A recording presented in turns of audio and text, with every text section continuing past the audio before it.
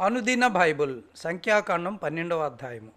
మోసే కూసు దేశపు స్త్రీని పెండ్లి చేసుకొని ఉండెను కనుక అతడు పెండ్లి చేసుకున్న ఆ స్త్రీని బట్టి మిరియాము అహరోనులు అతనికి విరోధముగా మాట్లాడిరి. వారు మోసే చేత మాత్రమే యెహోవా పలికించిన ఆయన మా చేతను పలికింపలేదా అని చెప్పుకొనగా యెహోవా ఆ మాట వినెను. మోసే భూమి మీదనున్న వారందరిలో మిక్కిలి సాత్వికుడు. యెహోవా మీరు ముగ్గురు ప్రత్యక్షపు గుడారమునకు రండని హఠాత్తుగా మోసే అహరోను మిరియాములకు ఆజ్ఞ ఇచ్చెను. ఆ ముగ్గురు రాగా యెహోవా మేఘస్తంభములో దిగి ప్రత్యక్షపు గుడారం యొక్క ద్వారమునొద్ద నిలిచి అహరోను మిరియాములను పిలిచెను.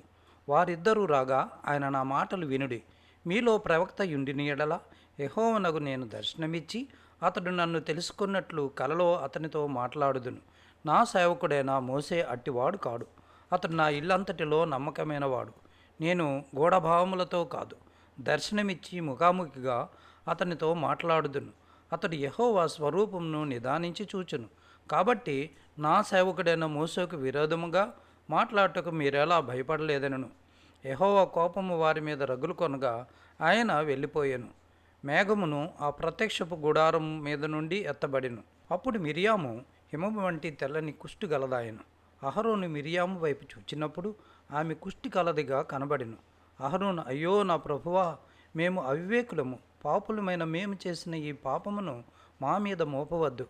తన తల్లి గర్భములో నుండి పుట్టినప్పటికే సగం మాంసము క్షీణించిన శిశు శవములే ఆమెను ఉండనీయకుమని మోసేతో చెప్పగా మోసే ఎలుగెత్తి, దేవా, దయచేసి ఈమెను బాగు చేయమని యెహోవాకు మొరపెట్టెను.